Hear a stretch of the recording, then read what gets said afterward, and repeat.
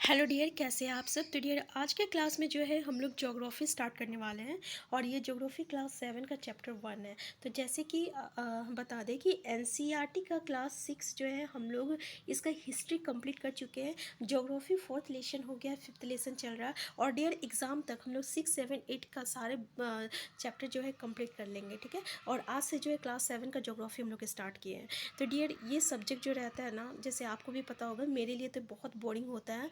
तो आप लोगों के लिए भी हमको लगता है कि ये जो सब्जेक्ट है एसएसटी, ये बहुत ही बोरिंग है। इसलिए हम लोग क्या करेंगे, इसको इंटरेस्टिंग बनाने के लिए चैप्टर को जो है हम लोग छोटे छोटे पार्ट में लेके आएंगे और जो भी पढ़ेंगे ना हम लोग यहाँ से अच्छे से पढ़ के जाएंगे, ताकि क्योंकि जैसे कि अभी आपको पता है डियर कि सीटेट का जो पैटर्न है ना काफ़ी चेंज हो गया। यहाँ पे बिल्कुल one statement based line question पूछा जा रहा है। और ये सबसे बड़ी बात क्या है ना, कि यहाँ पे स्टूडेंट जो है ना एक एक मार्क्स के लिए जो है फेल हो जाते हैं। आप देखिएगा बहुत सारे स्टूडेंट का किसी का 89 आया है, किसी का 81 आता है, ठीक है। अगर वो ओबीसी में है तो 81 है, इसका मतलब एक नंबर के लिए वो रुक गया। अगर वो जनरल है तो 89 है, इसका मतलब वो एक नंबर के लिए रुक गया। तो बहुत सारे बच्चे को जो है एक एक नंबर के लिए यहाँ पे आपको रुकना पड़ता है। तो इसलिए हम जो भी पढ़ेंगे अच्छे तरीके से पढ़ेंगे और ये सीटेट के लिए नहीं, आगे भी कंपटीशन में हम लोग का हेल्पफुल होगा।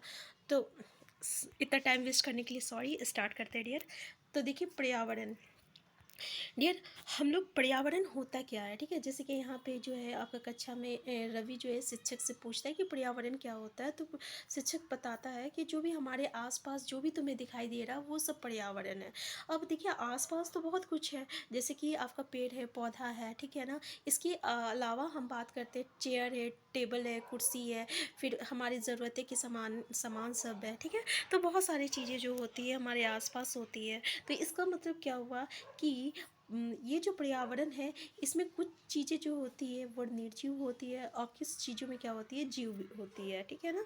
इसका मतलब क्या हुआ कि पर्यावरण में हर चीज़ आ सकता है, ठीक है। यानी आपका लिविंग थिंग्स और नॉन लिविंग थिंग्स, ये दोनों जो है ये पर्यावरण का ही एक पार्ट है। तो डियर, नॉन लिविंग थिंग्स अगर हम बात करें चेयर का या कुर्सी का, ठीक है, तो ये सब चीज़ें जो है हमारी ज़रूरतें के लिए हम लोग जो है इस्तेमाल करने के लिए, अपनी ज़रूरतें के लिए इस सबको बनाते हैं, ठीक है। और बात करते हैं अगर हम लोग हवा, पानी, पेड़ पौधे, तो ये सब क्या है, तो ये सब आपका जो है आपका प्राकृतिक चीज़ है, ठीक है। और कुछ चीज़ें होती है जो मानव हम लोग बनाते हैं, तो उसको हम लोग क्या कहते हैं, मानव मतलब कि मानव निर्मित, यानी जो हम लोग बना रहे अपनी सुविधा के लिए वो मानव निर्मित हो गया।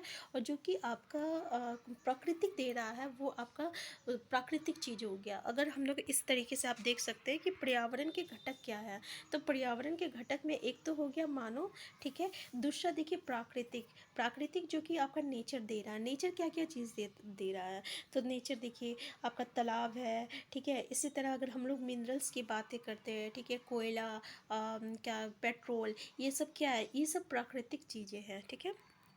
मानव निर्मित, अगर हम लोग जो अपार्टमेंट बना रहे हैं, जो सड़क है, जो उद्योग हम लोग बड़ी बड़ी फैक्ट्रीज खोल रहे हैं, जो स्मारक बड़ी बड़ी बन रही है, जो पुल बन रहा है, तो ये क्या हो जाता है, मानव निर्मित हो जाता है, ठीक है। अब प्राकृतिक का हम लोग देखें कि क्या क्या प्राकृतिक में आएगा, जैसे कि आपका वायुमंडल हो गया, जल मंडल है, ठीक है, स्थल मंडल है और सजीव मंडल है। तो डियर, यहाँ पे देख सकते हैं प्रकृति में जैसे जल मंडल हो गया, वायुमंडल हो गया, स्थल मंडल हो गया, ठीक है। और ये आपका सजीव, जिसको हम लोग जैव मंडल कहते हैं। तो ये चारों जो हो गया ये प्राकृतिक में हो गया। अब ये चीज़ें जो है आपके लिए काफ़ी इंपॉर्टेंट है, ठीक है, क्योंकि ये सब में से क्वेश्चन जो है कभी कभी पूछ दिया जाता है इस चैप्टर से। इस चैप्टर में सबसे ज़्यादा इंपॉर्टेंट जो है हम देखें तो ये पार्ट आपका है, ठीक है। तो यहाँ पर हम लोग जो है इस पार्ट को के बारे में देखते हैं। तो डियर, जो जो इम्पोर्टेंट है ना वो हम बस आपको डिस्कस कर दे रहे हैं, और जो इम्पोर्टेंट रहेगा उसको हम अंडरलाइन भी कर देंगे। तो यहाँ तक बस ये समझने वाली चीज़ें थी, ठीक है। देखिए, प्राकृतिक पर्यावरण में पृथ्वी पर पाई जाने वाली जीव एवं अजीव दोनों परिस्थितियाँ सम्मिलित है। तो अभी हम लोग बताया आपको कि पर्यावरण में हर चीज़ तरीके हैं, कुछ किसी चीज़ में जीव होती है, किसी चीज़ में कोई चीज़ जो होती है निर्जीव होती है। अगर हम बालू पत्थर लेटा चेयर टेबल का बात करें तो ये निर्जीव हो गया। अगर हम पेड़ पौधे या जानवरों की बात करें तो वो जीव हो गया उसमें, ठीक है। तो ये दोनों प्रकार की जो रहता है ये पर्यावरण में जो है आपका सम्मिलित होता है, ठीक है। यानी दोनों चीज़ जो रहता है ये आपका पर्यावरण में रहता है। यहाँ पे थोड़ा सा हम देख लेते हैं, क्योंकि कभी कभी यहाँ से क्वेश्चन जो है पूछ लिया जाता है, और ये जो है कंपटीशन पॉइंट ऑफ व्यू से काफ़ी इंपॉर्टेंट होता है। और ऐसे भी डियर एनसीईआरटी की बुक जो है आपका टीचर लेवल के लिए काफ़ी इंपॉर्टेंट है, ठीक है, किसी भी कंपटीशन टीचर का उसमें।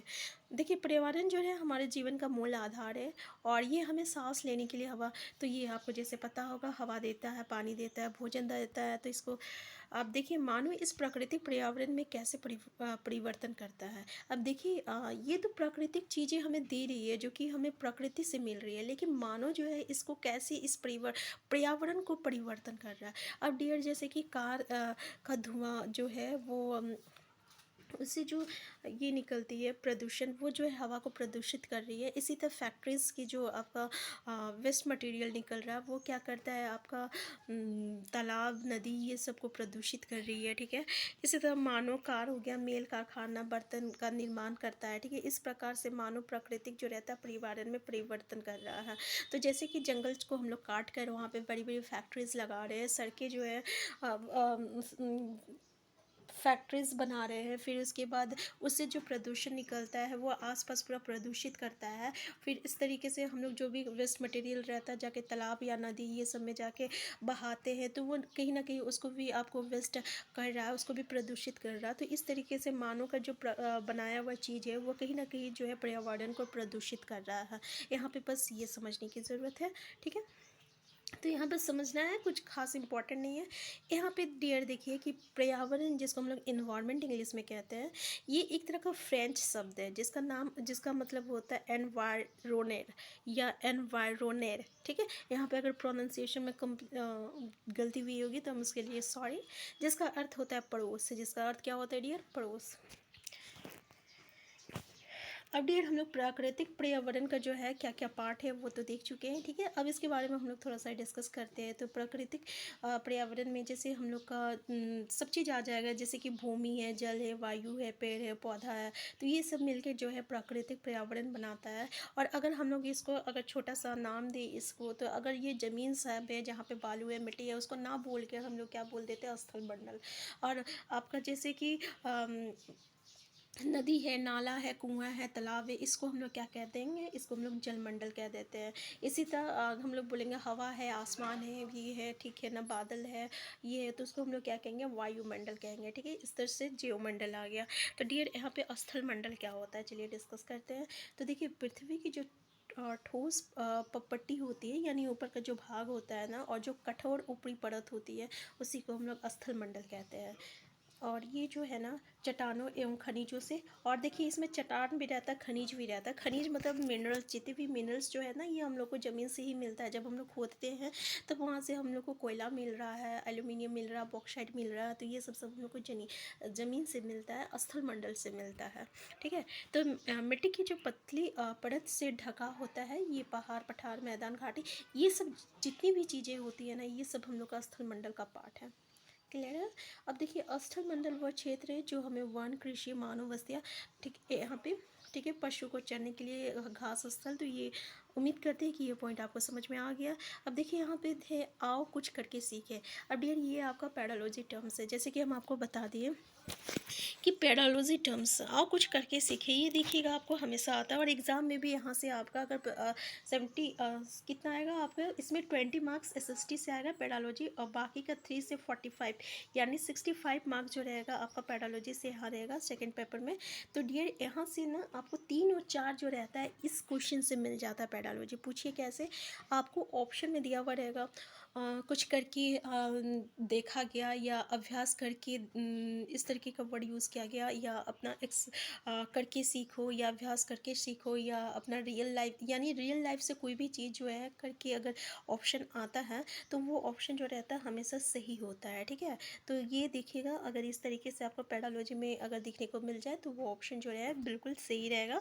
तो यहाँ पे क्या बोल रहा है कि अपने आसपास के स्थल को देखिए और आपके पड़ोस में भूमि का उपयोग किस किस प्रकार जो हो रहा है उसकी सूची बनाइए, ठीक है।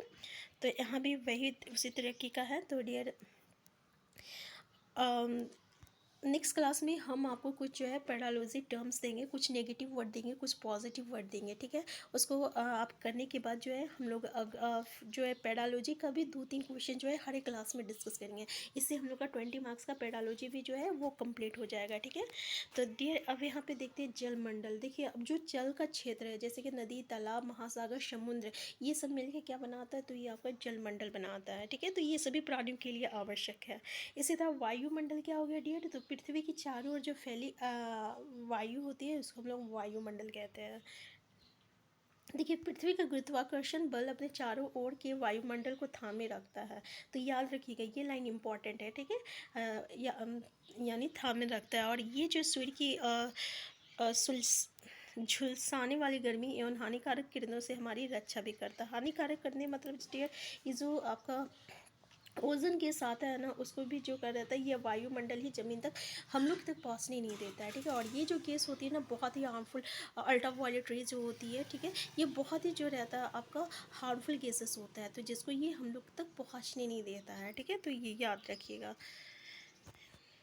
नेक्स्ट है आपका कई प्रकार के गैस, धूल कण एवं जल वाष्प उपस्थित रहते हैं। वायुमंडल में परिवर्तन होने से मौसम एवं जलवायु में भी परिवर्तन होता है। तो जैसे कि आपको पता है ना वायुमंडल में परिवर्तन, इसका मतलब बोल रहा है green house effect. Green house effect हम लोग पढ़े ना जब कि वातावरण का जो आपका टेम्परेचर बढ़ जाता है तो किस तरीके से ग्लेशियर सब जो रहता है पिघलने लगता है, पहाड़ ये सब पिघलने लगता है, तो इससे जो रहता है हम लोग का परिवर्तन जो रहता है चेंज हो जाता है, ठीक है। तो इसलिए वायुमंडल में परिवर्तन होने से क्या होता है मौसम में भी मौसम एवं जलवायु में भी परिवर्तन होता है, ठीक है। नेक्स्ट पॉइंट है आपका पादप एवं जीव जंतु मिलकर जीव मंडल या सजीव संसार का निर्माण करते हैं, ठीक है। तो ये पृथ्वी का वो सक्रिय क्षेत्र है जहाँ स्थल, जल एवं वायु मिलकर जीवन को संभव बनाते हैं। तो जीव मंडल वो होता है जहाँ पे ये तीनों मिलकर जो है हम लोग का लाइफ को पॉसिबल बना रहा है, तो उसको हम लोग जीव मंडल कहते हैं। यानी जीव मंडल में आपका तीनों चीज़ आ जाएगा, वायुमंडल आ जाएगा, जल मंडल आ जाएगा, ठीक है, और स्थल मंडल भी आ जाएगा, ठीक है। अब देखिए यहाँ पे परितंत्र, देखिए वो तंत्र जिसमें समस्त जीवधारी आपस में एक दूसरे के साथ तथा पर्यावरण या उनके भौतिक और रासायनिक कारकों के साथ परस्पर क्रिया करते हैं, जिसमें वो निवास करते हैं, ये सब ऊर्जा और पदार्थ का स्थानांतरण द्वारा संबंध है।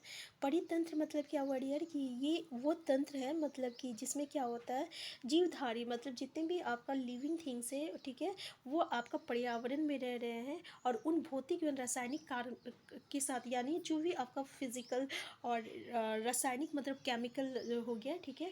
तो इसके साथ जिस तरीके के उन लोग का लाइफ जो पॉसिबल है उसको बोल रहा है आपका परितंत्र। तो यहाँ पे हम लोग यहीं तक इसको स्टॉप करते हैं। नेक्स्ट क्लास में जो है हम लोग यहाँ से जो है डिस्कस करेंगे परितंत्र से। तो डियर आज की क्लास में इतना ही। तो अगर आप चैनल में नए हैं और तो प्लीज़ इस चैनल को सब्सक्राइब कर लीजिएगा। और इसका जो आपका नोट्स है डियर, ठीक है, क्या क्या इंपॉर्टेंट है वो नोट्स को जो है मैं बहुत जल्द जो है आपका हर एक वीडियो के डिस्क्रिप्शन बॉक्स पे डाल दूँगी, तो एक बार आप ज़रूर विज़िट कर लीजिएगा, ठीक है। बस थोड़ा सा टाइम दीजिए, हम इसका नोट्स जो है आपको इसी वीडियो के नीचे जो है मिल जाएगा। जितना मतलब पढ़ाएंगे उसका नोट्स जो है उसी वीडियो के डिस्क्रिप्शन बॉक्स में मिल जाएगा। तो डियर हम फिर मिलते हैं, तब तक के लिए आप सोच रहिए, खुश रहिए, अपना ख्याल रखिए। Thank you.